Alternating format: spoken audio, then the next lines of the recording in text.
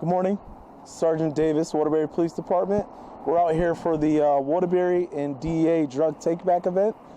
Here on April, we do this about twice a year. Last year, we received approximately 40 pounds. We're trying to beat that record this year. So we would definitely love if everybody could stop down and drop off their unwanted and unused prescription drugs. And I'm out here actually with the health department. And I'm also actually out here too with some Waterbury officers. We have Detective Santapetro, and we have Officer Zuwali and Jen DeWitt, who I'm going to actually have her introduce her own colleague from the health department. Okay. Hi, I'm Jennifer DeWitt. I am the prevention coordinator for the City of Waterbury Department of Public Health, and we are working with Waterbury Police Department today as part of our Overdose Data to Action grant to promote and support medication safety in our home by disposing of unused, unknown, outdated medications. No questions asked, just come and see us. I'm also here with Roshni Vareen, one of our overdose response technicians, which is part of our Warm Handoff to Care program. For anyone struggling with an opioid use disorder or other kind of drug problem, Roshni is available to answer your questions, provide resources for support, and linkages to care such as treatment and medication. We hope you'll join us today, like Sergeant Davis said, to fill our boxes and clean out your medications and beat the amount that we turned in last year. I'm going to turn it back over to Sergeant Davis. Thank you so much for doing this. No problem.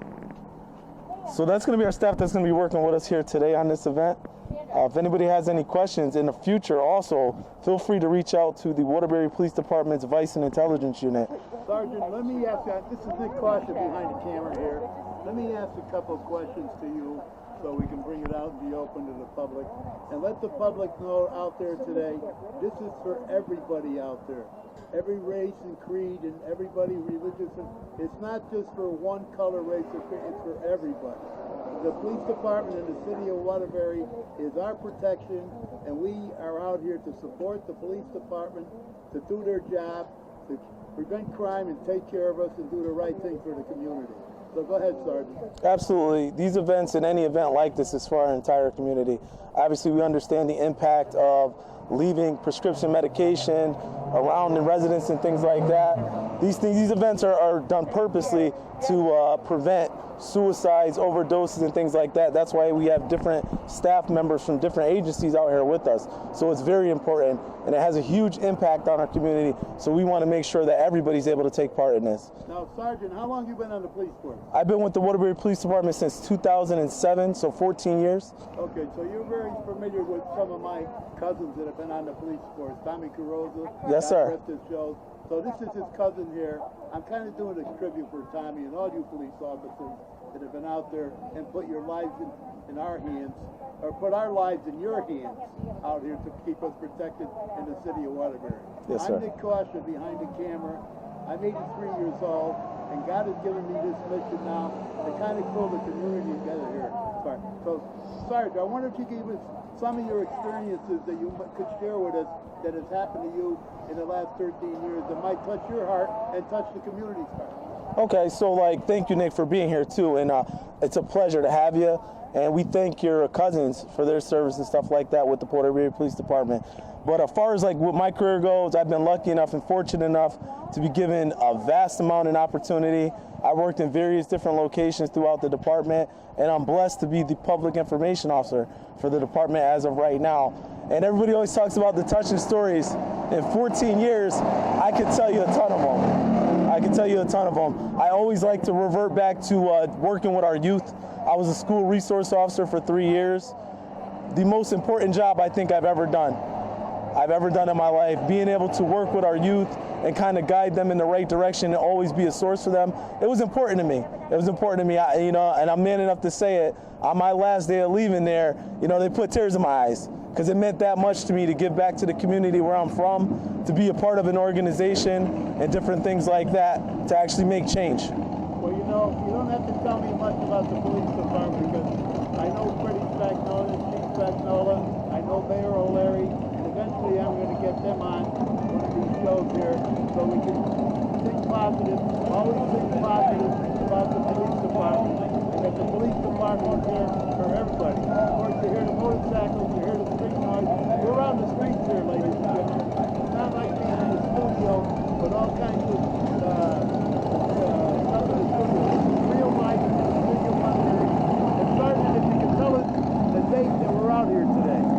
Today's going to be April 24th. We're going to be out here from 10 a.m. to 2 p.m. If you come a little late, it's okay.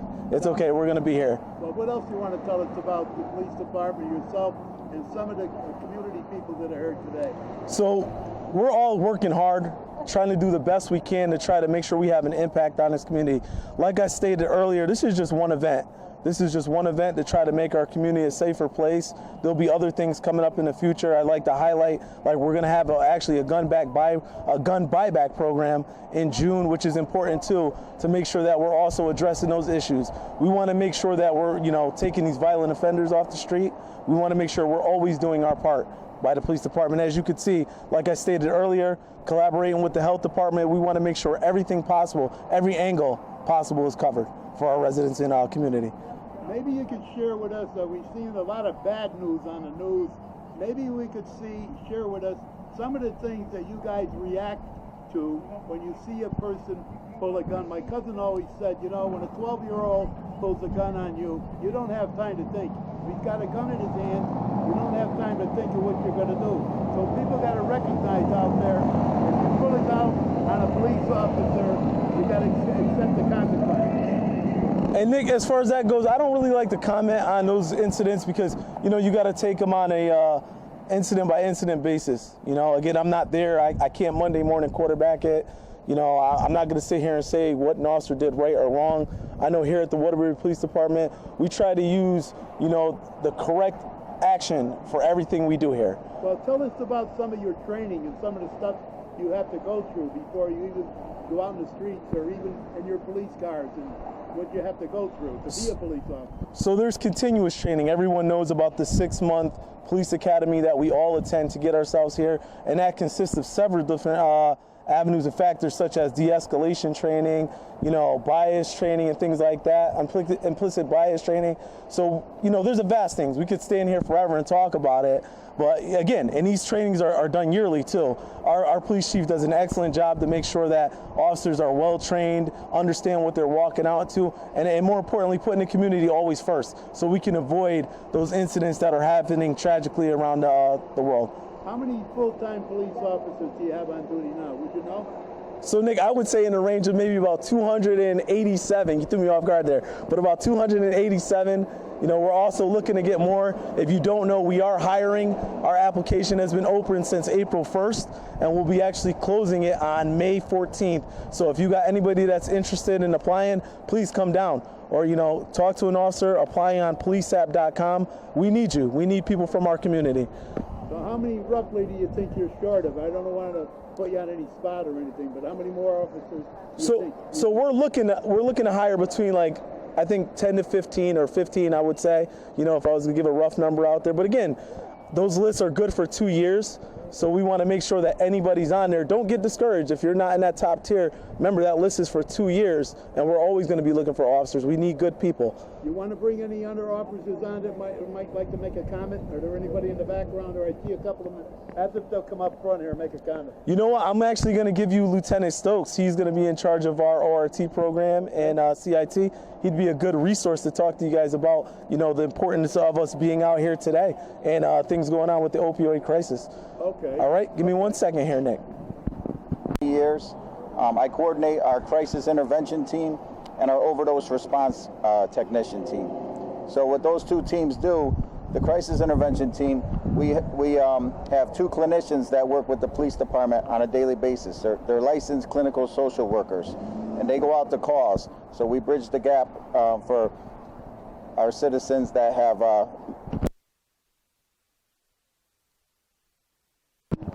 So we bridge the gap with our population in Waterbury who suffer from mental health issues. And with the overdose response technician program, we have 2 people that have lived experience that are in recovery themselves. They're recovery coaches, and what they do when there's an overdose, they go out to the scene and they try to get the people into treatment or some kind of help. So we all have to remember, as a society, as a people at whole, in Waterbury, everybody who suffers from something, that's somebody's brother, sister, aunt, uncle, cousin. They're all family members. We're all part of this community, and we have to all work together to make this world a better place. Well, Mike, and you know, I know your sister and I know your family and everything else. In all due respect to your family, I'd like to give a memorial, a memory of your sister. Also, my cousin Tommy Carrozza, been on the police force for years and years. But some of those people that have been on the force like that are part of our family, and we well know how the community works and how our families had to work to keep peace in the community. Yes, so thank you. I appreciate that very much. So most of you out there probably knew my sister, Lisa Velez. It's been a couple years since she passed from cancer, and I really appreciate you saying that. She worked hard for this community as well as everybody else you mentioned. And we are part of this community, and we all have to work together. Thank you. Mike, would you like to say a few other words, anything particular that might stick in your mind in the last 20 years in your memory that you helped out the police department and helped out the community? If we can get people, I'm sure Sergeant Davis said, we need members from Waterbury to join the police department. You know, we want to be a police department of the community, so we need people from Waterbury who want to take this test, because it helped me greatly being growing up in the Brooklyn section of Waterbury, going to public schools. It does help when you know the people that you're serving. Thank you. You know, I grew up in the Brooklyn section of Waterbury too. I'm 83 years old now. I'm kind of getting old, staying behind the camera, so I'm having you young troopers help me out on camera so we can do a documentary out of this whole thing and have good memories, a lot of good memories that we remember. So I'd like to have you bring on more people on right now that would like to be on camera here to help us support the Waterbury Police Department, because it's not just for one colored, race, or creed. You guys protect everyone. Let's get that message across. Thank you. Yes, I appreciate that. Yep.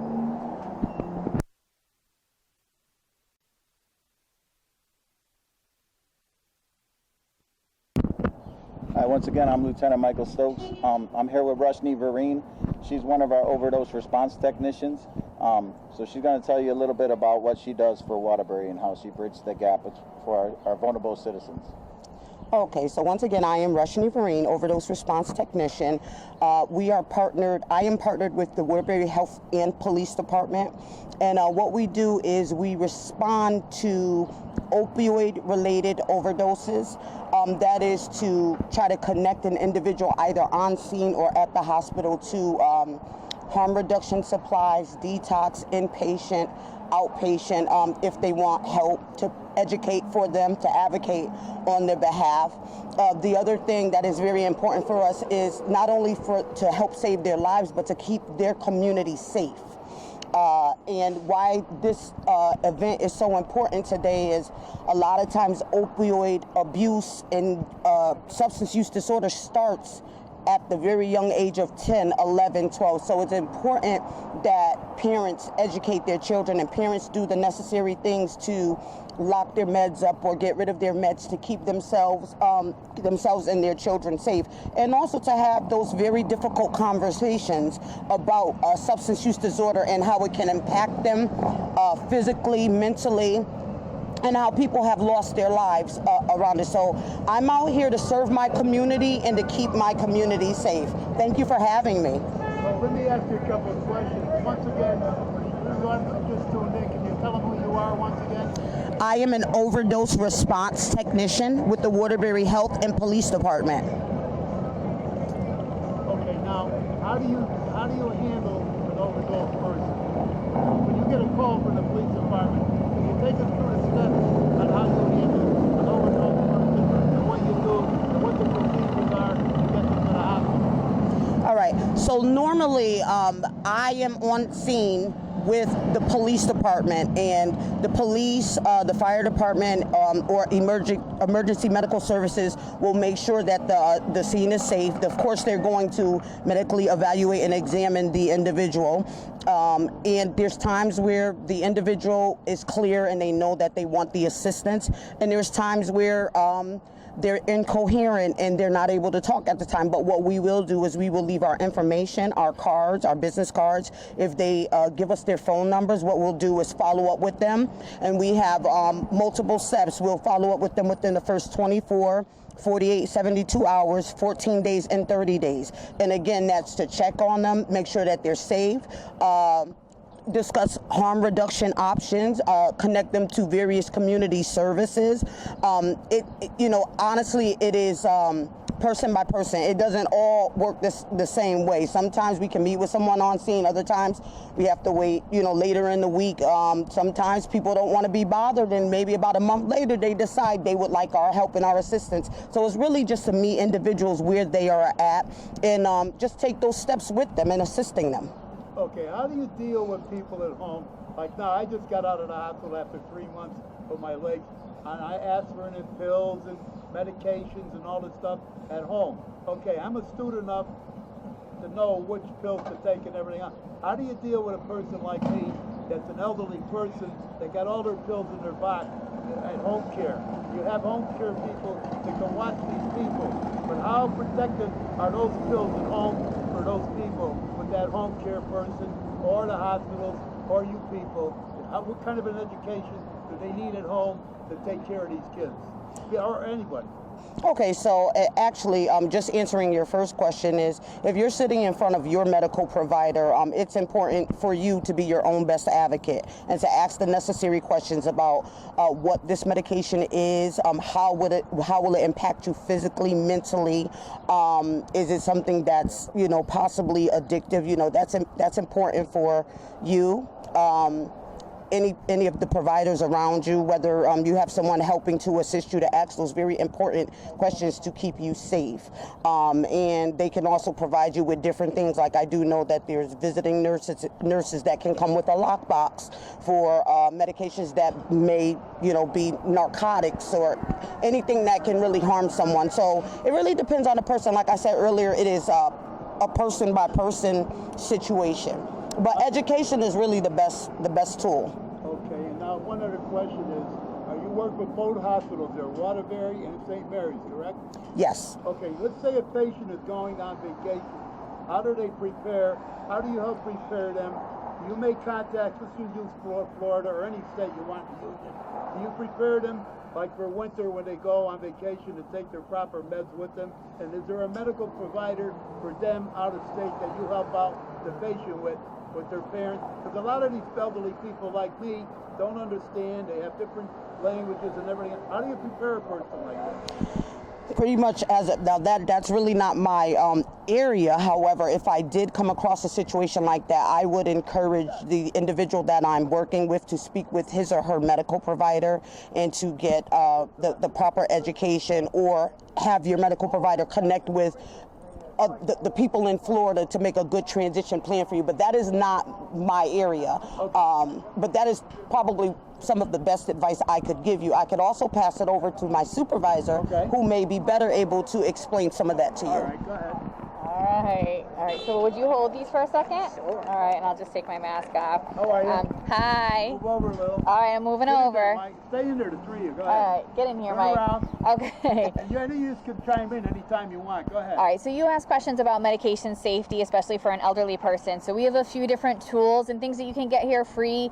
Whether or not you drop medication off, we have them today until 2 p.m. So one is called a Deterra medication disposal bag, and this is a safe way to dispose of your medications at home, your unused, unknown, outdated medications.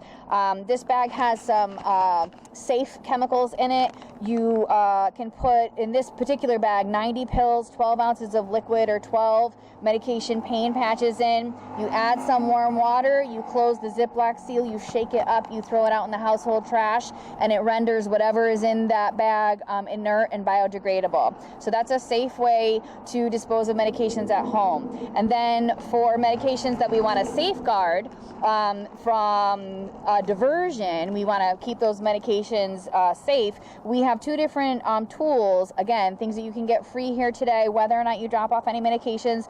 One is called a Safer Lock Lifesaver System. This is a medication bottle that has a 4-digit combination lock. And so if you have medications that are abusable, like Rashni said, maybe they're narcotics, maybe they're pain medications, maybe they're benzodiazepines, which are medications for sleep and anxiety. Those medications can be misused and abused. And so using a medication lock bottle that you have the combination for prevents anybody else from getting into those medications and taking a pill here and a pill there and something you might not notice. The other kind of system that we have, yes, this is a night deposit bag for cash. These bags with the key also work really well to safeguard those medications. So let's say you have multiple bottles of prescriptions that you're trying to keep safe. You have a key to your bag, maybe your healthcare provider has a key to your bag or a trusted family member, and that's it. Nobody else can get into this bag, nobody can unzip it, nobody can cut through it, and your medications are safe to be stored in this bag, either at home or when you're traveling, etc. And the other thing that we always want to remind people of is to keep your medications in their original container, because if it's not prescribed to you and you don't have proof that it is your medication, that could be a problem. So we want medications to stay in their original container so we know what they are and who they are prescribed to. So we hope that that's helpful also. Okay, now I got one other thing to share with you people. Yes. Everybody that's out there right now has got to know that this is going to be going on Sky Cable 13. It's going to be going on YouTube, and you also can watch it in your cars and your iPhone. So if you're with your grandmother or you're somebody in the car, you'll always have with this instruction video that we're doing now the rest of your life. Yes. This will never come off of YouTube. That's awesome. Okay. All right. The one other thing we want you to know too is that, like Sergeant Davis said, the DEA Drug Takeback Day happens twice a year in April and in October. So just like we, remember to change our clocks, fall back, spring ahead, and change the batteries in our smoke detectors, we also want to encourage you twice a year to clean out your medicine cabinet, especially with the pandemic. People have a lot of extra prescriptions and over-the-counter medications that have been piling up over the past year. You don't have to wait for the Drug Takeback Day to happen. At the Waterbury Police Department lobby, there is a permanent medication disposal box. It looks like a mailbox, and 365 days a year you can come to the Waterbury Police Department to dispose of your medications, no questions asked, because we want to prevent them from being diverted, we want to prevent them from getting into our waterways, and we want to prevent them from going in the household trash where they can be, dug up by animals. We don't want our wildlife or our domestic pets getting sick from them. So we want you to be able to dispose of your medication 365 days a year when we need to. And we want to just share that with you as well. You don't have to wait for today, but come visit us today and you'll get free goodies. And one other thing people got to realize, that the police officer is your friend. If we had no crime, we would not need a police officer. Since we have crime, there's your best friend out there. So cover his back, and he covers our back.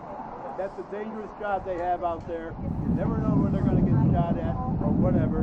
Their mind clarity and everything else has always got to be clear for the public, and they're always taking care of us. So they're our best friend, and that's for everybody in the community. That's just not one color, race, or creed. It's for everybody. So I got to bring that point out constantly today. Mike, you want to say anything?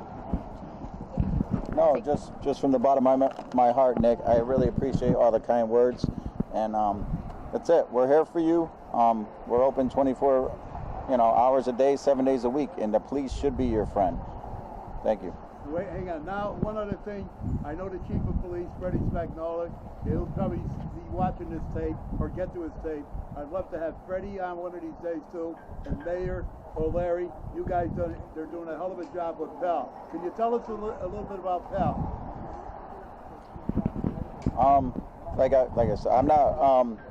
I don't work with Pell all the time, but I have helped out before. We have mentoring programs. We got sports. We got after-school programs. It's more a police activity league. It's stuff to keep kids off the streets. I know it's one of the most prominent programs in the country. It keeps the kids off the street. It gives them stuff to do. We got a culinary program now. It's great. I encourage anybody to go visit PAL and sign up for a program. Okay, I know Mayor O'Leary's not here today, and also Chief Spagnola's not here. Can you kindly get this tape out to them? It's going to be going on public access probably this weekend. If we could get it on Channel 13, and like I say, YouTube and your own cell phone. So please pass the message out about what's going on with this. This is Nick Coscia behind the camera, executive producer for the last 25 years in the community of Waterbury, Connecticut. Thank you. Okay, go ahead. So Sergeant Davis here again. Nick, it's a pleasure having you down here. Thank you for making this awareness to everybody within our community. It's good to have a local channel here to talk about this. Again, we'll be here till 2 p.m. But if for some reason you miss us today, please stop down. We have a drop box right here in the police department's lobby where you can drop off any prescription medication, no questions asked, and we'll take care of it from there. And we'll be having this event again in October this year, just so you guys know. Same time, 10 to 2, but we're here if you guys need us. Okay, when in October? So I don't have the date specifically right now, but I will be posting that to social media. We'll talk to some of the local media here too also to get it out over the radio and the TV station, but it definitely will be in October. And you certainly can use this as part of social media here in Waterbury, because you can see right here, there's no interference, there's no commercials, no nothing. It's straight and forward with everybody on the air. Absolutely, Nick, and we appreciate you stopping down here and helping us out with this event. Thank you very much. Okay. We're done. I'll call you back in 15 minutes. All right, bye. All right. I can't.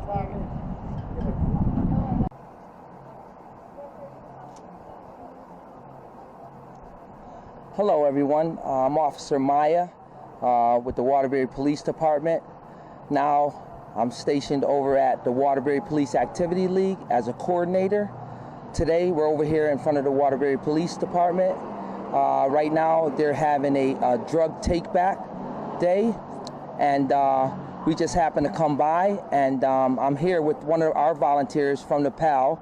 Her name is Ada. I'll let her introduce herself and let you guys know what she's doing today with PAL. Hi, my name's Ada Jones. Today I'm volunteering at PAL we're giving out food at Bunker Hill Park. Correct, and that's for Earth Day. And what I like most about PAL is the sports and what they do for people that is in need. Are you in local schools and everything? Yes. Where do you go to school? Wallace Middle School. What grade are you? 7th. 7th, so you've been in Waterbury quite a while now? Yes. Okay, let me get back to the show. Now, this is Nick Coscia behind camera here. I'm doing the interview for Sky Cable. I'm the executive producer down there. This is my show going on Sky Cable, and it will be on channel 13. It'll be on YouTube, and it'll be on your cell phone so you can see it. So Maya, do your thing and give us a good show. Go ahead. All right. So like I was saying, I'm stationed at PAL, Waterbury Police Activity League, which is an organization made up to help the community. We have a bunch of programs there. Starting off, we have mentor programs, culinary, sports as far as soccer, softball, baseball, basketball. We also do the Special Olympics. There's so many other things going on at PAL right now. We just had a summer youth employment program, which was a boot camp that lasted for a week, and all the kids were certified with their CPR certification. I tell you, it was a great week. Thanks to everybody that helped out there. And I tell you, I wouldn't change it for the world. Just cops and kids on the street, it's just a great collaboration, and it's just a great thing. And we're just in the middle, of the city, right, in town, with the best land possible. And if it wasn't for Mayor Neil O'Leary and Chief Spagnuolo, this wouldn't have happened. Well, I wanted to say a little bit myself about Chief Spagnuolo and Mayor O'Leary, and I kind of agree with what you just said there. If it wasn't for them, and this is a community effort for all races and creeds. Exactly. And this is a good thing to support for the kids to show when there's all the bad things on TV about the police officers. This is something that the police officers are being educated with the kids and see what it's on the kids' mind. And this keeps them calm. How many kids do you think you got up there, pal? Right now, we have about, I would say, between 2,000 and 3,000 members right now active with PAL. And like you said, I tell you, you know, working with the community, you know, and kids working hand in hand with the police is just a great thing and a great feeling, you know. So, I mean, I'm just doing my thing. We have Sergeant Bassett up there. We have Mara Ford, which is the executive director, and Officer Lott, which is another officer, and he's a coordinator with the sports. And, you know, we're just doing our thing, you know, and having a good time doing it. And ask the young lady, let's ask the young lady here. Okay. What are some of the things you think that we can help in the community to help you kids out, to help improve some of your thoughts? What are some of the thoughts on your mind that the police department and the community can work along with you? I think that you guys could give out like clothes to the people in need of clothes, food, shoes, and like blankets and stuff that people are in need of, stuff that they need in their house. Okay, and today there's a drug program going on here, and like if you got your parents or your grandparents or people that you're working with in the household, how much are the kids educated with them to make sure that they don't take the right things and stay away from the drugs? How educated are the kids with that, Officer Lyon? Well, I mean, that's a good question. I think that comes within the household itself. You know, I can't really answer that, but I'm hoping and I'm supposing, you know, that these kids are educated, you know, to get rid of anything that is not used in the house, you know, to protect them and others that's coming in, you know. Now, how long have you been at PAL? This is my first day volunteering, but my brother works there for culinary. Yep, he's been there for about 4 years now. Can you mention his name? Caden Rayola. So what is his position up there? What does he do? Well, Caden, he works with the culinary program that Isabel runs, and he's a kid, you know, that, you know, was having a little bit of trouble, but we took him under our wing, and he joined PAL, and he's been with us 4 years, and he's doing excellent as a gentleman and a person. He's, I mean, I tell you, a stand-up guy. And how does this fit in with the educational program in the school system? And how do you get this across to the kids in the schools? And what a wonderful program PAL is for you kids. I think that the kids really appreciate what you guys do for them, and that they really need it, because some people are doing bad. Then when they get under their supervision, they start to get better. Now, what are your age programs? Our age programs goes from 4 years old all the way up into 17. Wow, that's amazing. Yes, and I forgot to mention, we do have a homework haven program, which is an after-school program, you know, from kids at the, right now it's Wash Middle School, but we're going to expand, you know, soon enough. But right now the kids come after school and they go over homework. They have, you know, fun activities. They have food, and then they go home to their parents. But it's a wonderful program, and the numbers show it alone. You know, they come in not doing so good, but when they leave, they're doing a lot better, you know, as an individual and grade-wise. What I like about the program, I've been up there a few times, it's for every race and creed, it's for all these kids. Correct. To show these kids that we're not prejudiced there. We're not black, white. We don't see no color, yeah. No color and no race. Anybody's more than welcome. And no religion. It's all one. Nothing. For anybody is welcome. Every and anybody is welcome. That's more than we get on the bad media.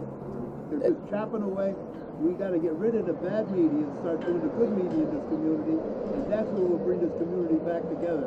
How are we going to prove with these kids that we're good if we don't get along with one another? We got to start as grown-ups to start getting along with one another. Well, I tell you what, PAL speaks for itself. We get many compliments when we drive by or when we're around doing an event. Everybody always comes up to me or one of the other, you know, persons that works with PAL or employees, and they always say, great job, great job, great job, and I don't hear nothing but great things about PAL. So it speaks for itself. Yeah, and you know me well enough, but I know you well enough, and we know our families well enough. Yes. That we're not just a line of baloney. No. The people that come in transit to Waterbury and grade this city and haven't been here, I've been here 83 years. Yes. This has always been a safe city for me. Yes, it has. And nobody can ever say to me that I didn't ever get along with any race or creed or anything in this city. Correct. I've got the evidence, I've got the facts, and I got the people. I've been on TV over 30 years, in social media, regular media in Waterbury. We got to bring this public access information back out to the people with no commercials, no nothing, and bring the truth out. All right.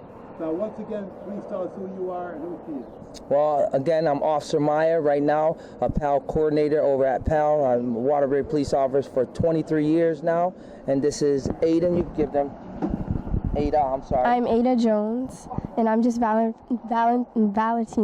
for today. Okay, and eventually you're going to be part of Oh yeah. Yes, definitely. next Yeah, year. We've been talking about it all day You got today. your badge ready, right? Oh yeah. Okay, thank you. All right. You're thank welcome. you.